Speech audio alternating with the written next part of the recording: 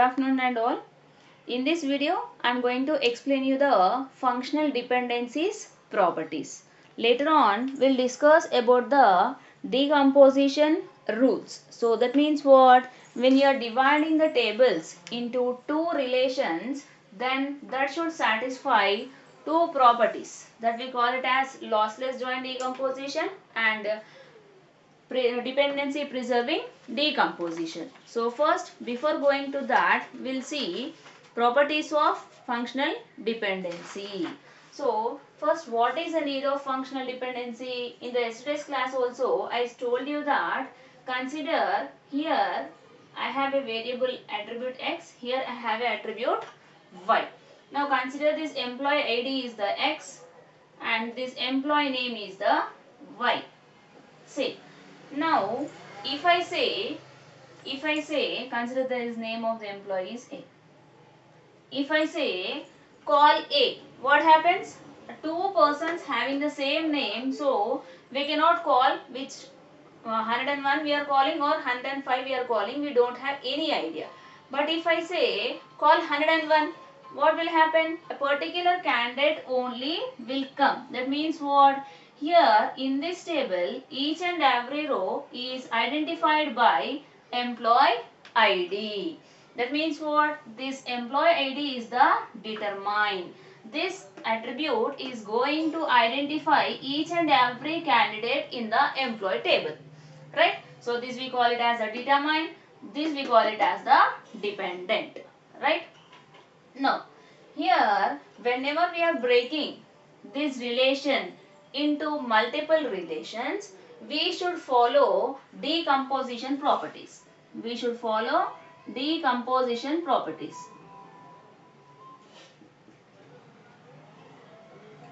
We have two kinds of decomposition properties. So in order to understand the decomposition properties, first we need to know some of the rules when you are dividing the table into multiple relations. So what are the properties? We call that functional dependency properties. Functional dependency properties. Now, here I am displaying the functional dependency of a given relation as f, and f plus is nothing but closure of the functional dependencies are nothing but all the functional dependencies of a given table. If you combine, that becomes what? F plus. Functional dependency closure we call it as. So what are all functional dependencies? Consider in this table employee ID implied employee name is one functional dependency. Employee ID, right? Employee city is one functional dependency. Employee ID, employee code is one functional dependency. For example, I want to know the pin code of the Nizamabad. I want to know the pin code of the Nizamabad in this table. So, if I want to know the pin code of the Nizamabad, what I have to do? I have to go for the city column. Yes or no? For the city column, NZB, what is the number is there? 503001 is there. That means, if I say city, you can get pin code. Yes or no? In the similar manner, if I know pin code, I can expect city also. Yes or no? For example, I am saying that I am living in Telangana. Can you guess my state? Can you guess my district? No. Why? Because I am expressing the state but not district. For example, if I say I am living in Nizamabad, what is my state? Can you guess? Yes, Telangana. Why? Because we know one of the city of the Telangana. So we can easily guess that the state. But if you say state, can you guess the district? No. That means if you know something, the information will be given to you or not will be known. Here, if I say NZB, I can expect a pin code. Yes or no? I am saying that I am living in Nizamabad. Please kindly specify my pin code. So you can happily get this. So here what? Employee city belongs to employee pin code. Employee city pin code. So here this is one functional dependency. So functional dependency means what?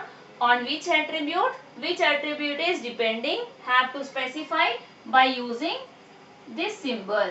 So x tends to y is the functional dependency between x and y. Employee ID is functionally, employee name is functionally depending upon employee ID.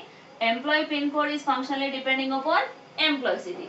So like this, whatever the functional dependencies you have for a table, if you write all these in a brackets, that we call it as a closure.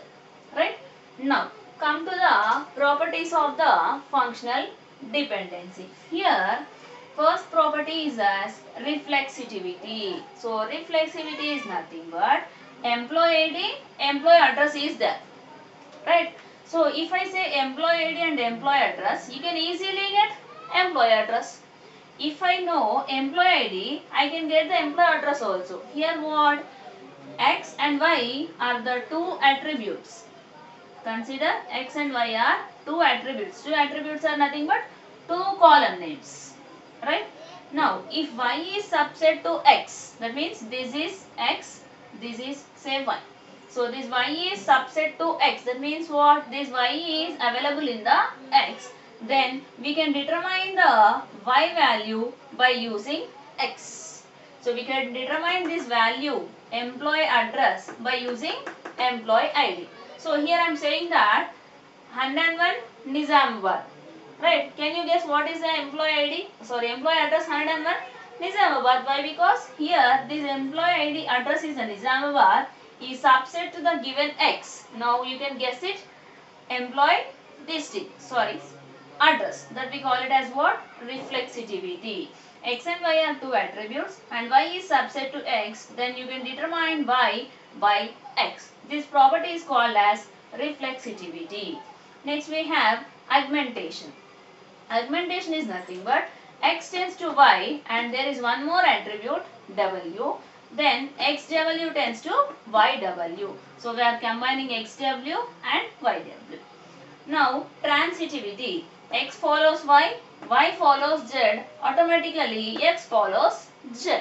You are following one friend, that one friend following another friend. Automatically you will be friend with this friend. Next, union rule. So X follows Y and X follows Z. Then union of these two things. So union means what? This one. So A union B means what? A values, B values are going to combine. So this side combine X. This side combine YZ. Next, decomposition rule. For example, there is a dependency like X tends to YZ. Now X tends to Y one part. Decomposition means divide. X tends to Y, X tends to Z.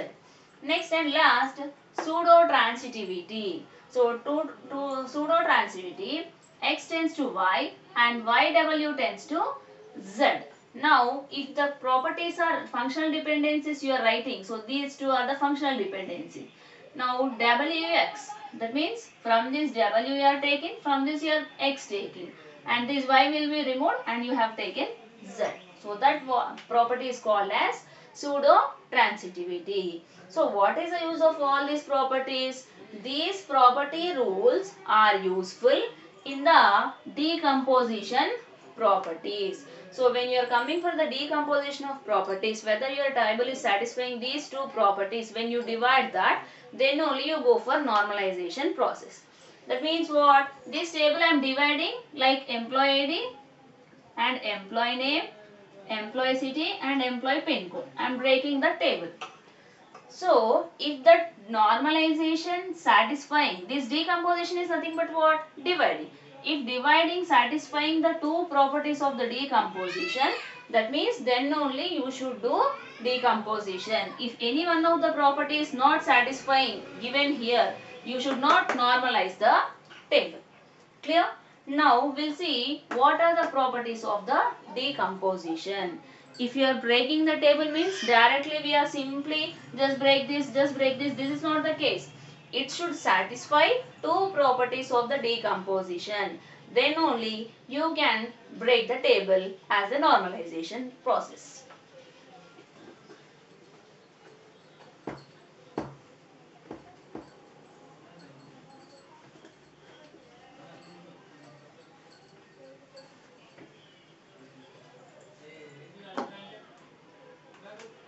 Now we'll see decomposition properties.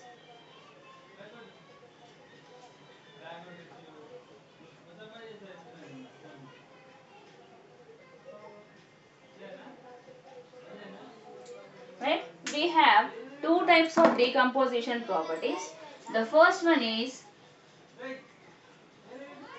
lossless join decomposition. Lossless join decomposition. Okay, next one I'll tell you later. So lossless join decomposition is nothing but whenever you decompose the table, your data should not be lost. Whenever you are decomposing the table, decomposing is nothing but breaking the table, you should not the loss of data. Then only that property is going to satisfy. Consider an example. Join is nothing but what? Combining the two tables. So natural join means what? In this, the two table should follow the natural join property. Right? So first let me take an example. Here I have say two columns, we'll say A, B and C. Right? Only two rows I am taking.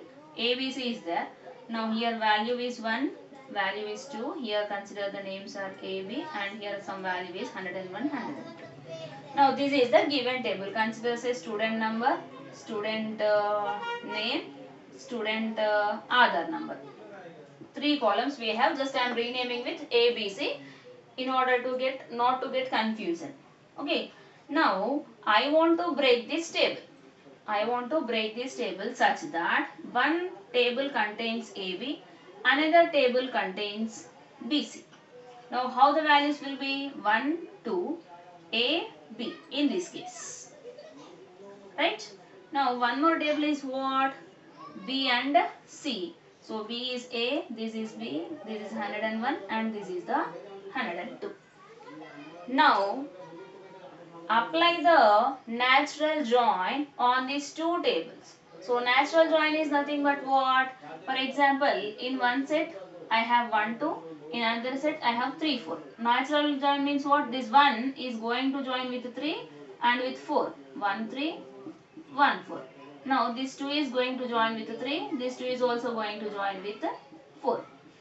So we have in a SSC we have in 10th class subjects we have sets and relations. So natural join means what? This is the natural join. That means one value of a set will going to combine with all the values of the remaining set. Similarly, this one row is going to combine with all the rows of this table first.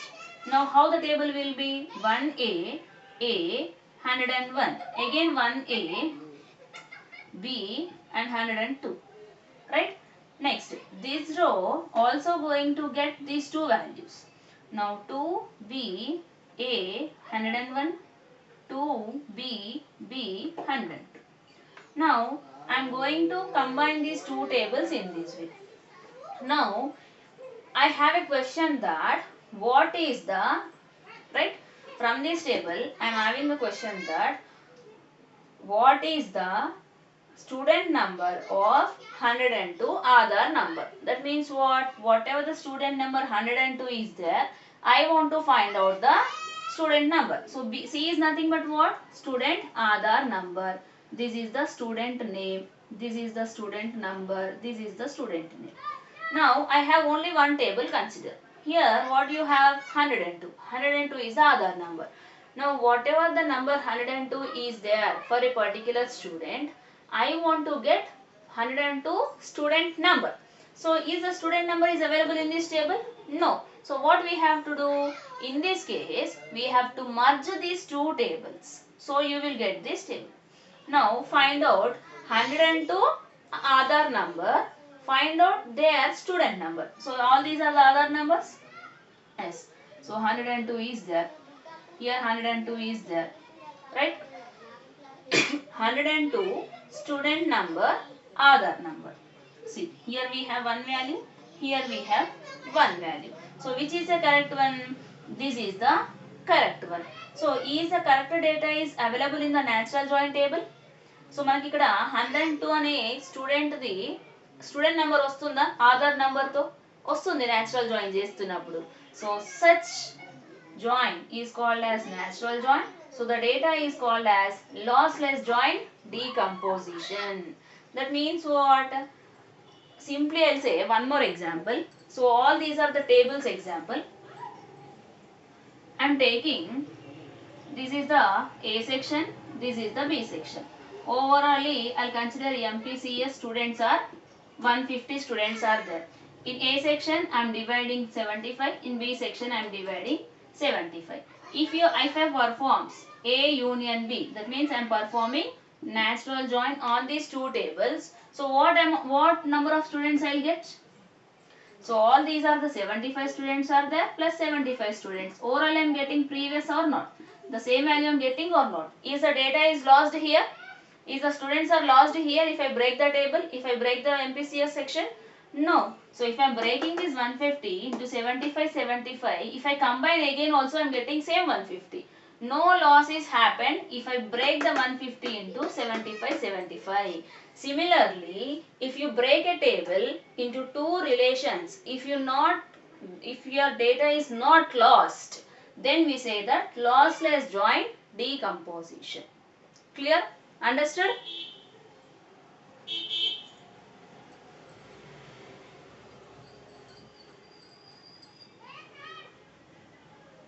Next we have another property, that is dependency preservation.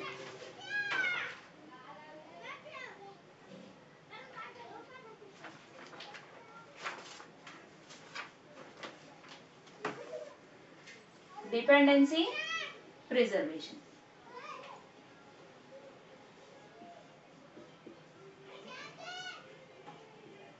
Dependency preservation decomposition. This is the second property, right? So in first property, you must remember that we should perform natural join. After that, if the data is not lost, then the property is satisfied, that is lossless join decomposition. So you can happily break the table into number of tables. Now the second one is dependency preservation decomposition. In the dependency preservation decomposition, consider a table Z. Consider a table Z. This I am going to dividing into three tables. Say R1, R2. Consider only two tables, R1 and R2. So this Z is a table which consists of A, B, C. Three columns we have. Now I am breaking this Z table into two relations such that this R1 have AB columns, this R2 has and B and C columns, right? Now, whenever the table is